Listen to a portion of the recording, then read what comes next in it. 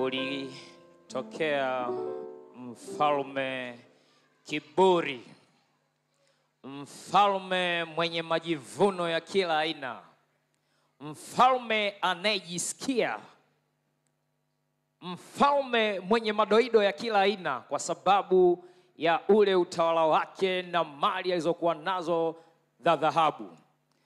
Mfalme wakati mwingine akiona watu wanaosalimia kama hivyo, mfalme alikuwa anaona ya kwamba hakuna mtu mwingine duniani zaidi yake yeye.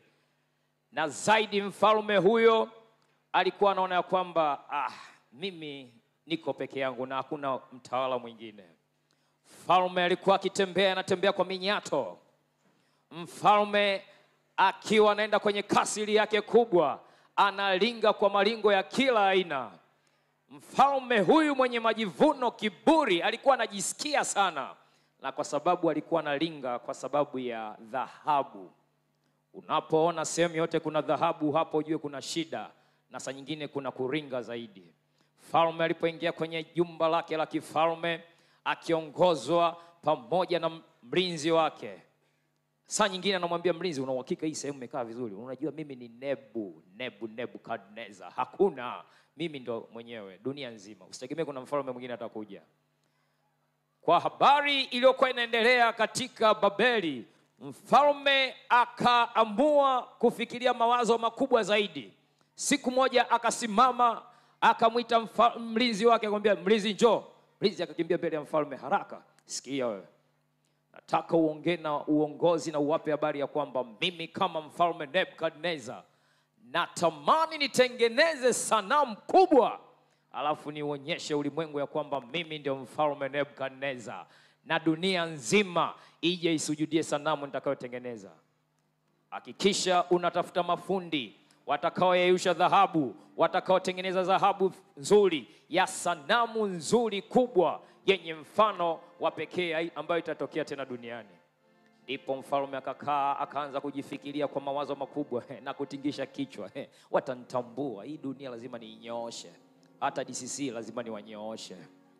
Ndipo mfalme akasimama akiwa katika hali nzuri ya ucheshi na furaha na kiburi. Sanamu ikawa imetengenezwa vizuri, sanamu imetengenezwa vizuri. Mfalme alipoiona akaenda kuikagua, na ikiwa inapelekwa katika uwanja wa Dura, na mfalme akasema lazima dunia hii iwekwe sanamu kubwa, na watu watakaposikia zomari zeze wakimbie kwenye uwanja ule wa Dura, na atakayekataa lazima tutamtupa.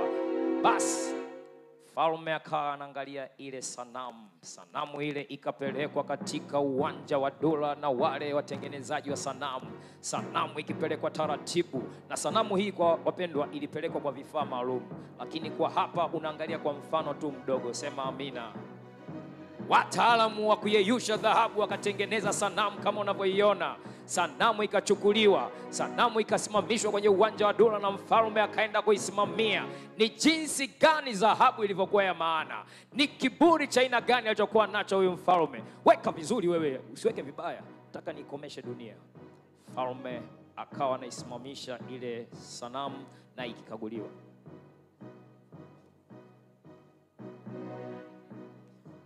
Ndipo mfalme akaishika ile dhahabu, ile sanamu, akasema hii ndio yenyewe. Hii dunia lazima yote nitambue mimi ni nani. Mfalme akasema weka vizuri wewe, unataka dunia yote nitishie? Mimi nataka nionyeshe mimi ndio Nebukadneza mwenyewe. Mfalme akaikagua vizuri, akashika, akasema safi, hii ni dhahabu na mimi lazima inatosha. Hapo sasa walinzi na nyie watengenezaji, sasa imetulia.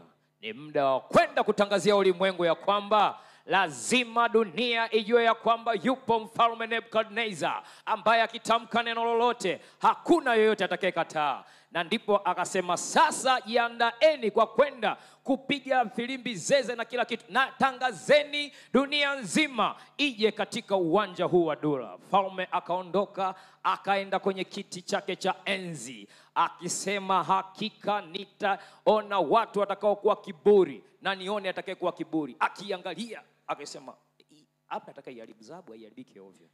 Mfalme alipofika katika kasri yake akatulia, habari ikatokea ambayo sio ya kawaida, na ndipo filimbi, zeze, zomari, ngoma, vinanda zikaanza kupigwa. Dunia nzima wakasikia hiyo milio mbalimbali ya ngoma, filimbi. Watu wote wakakimbia kwenye uwanja wa Dula.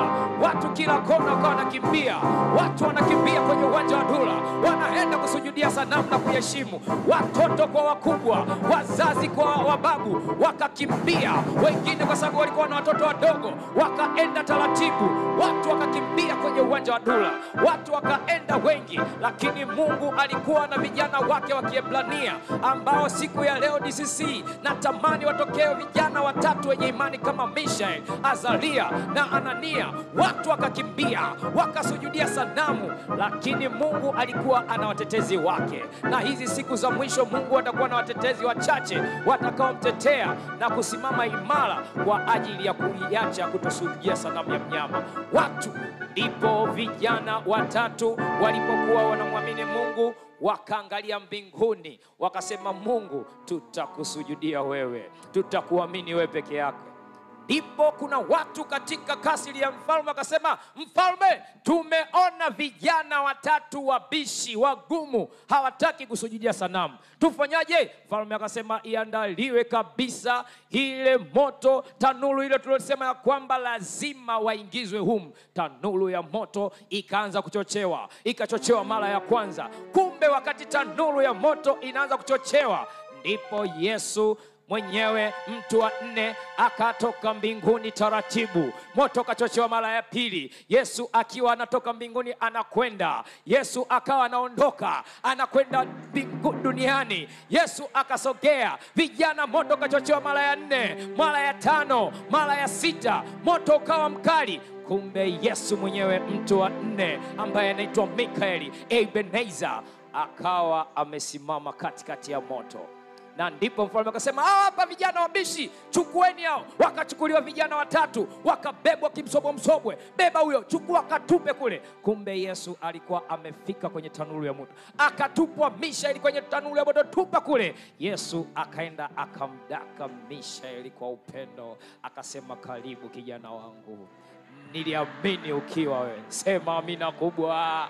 Ndipo akachukuliwa kijana mwingine, Anania, akabebwa msobe, akasema, twende, unaita ujeuri, utaki kusujudia sanamu ya mfalme. Ndipo naye huyo akazalia, akaenda akatupwa kwenye tanuru ya moto. Yesu akamdaka vizuri, akamwambia, tulia mwanangu, nataka watu kama nyie. Na ndipo akachukuliwa kijana mwingine wa mwisho, akabebwa kwa nguvu nyingi na wale walinzi, twende, akawa nabisha, twende, nimesema twende. Akabebwa vizuri, akashikwa, akaenda akasukumizwa kwa nguvu nyingi, tumbukia kule.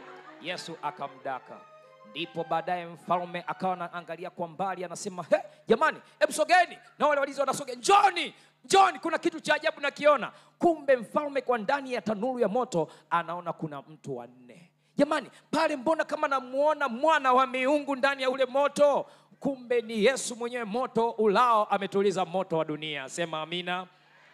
Ndipo mfalme akasema, hebu nendeni mkawatoe. Haiwezekani. Yesu akasema, sasa mnakuja kutolewa na mimi narudi nyumbani mbinguni. Natamani DCC wapatikane wachache kama hawa. Sema amina. Ndipo walipotolewa kwenye tanuru ile, wakachukuliwa wakapelekwa kwa mfalme.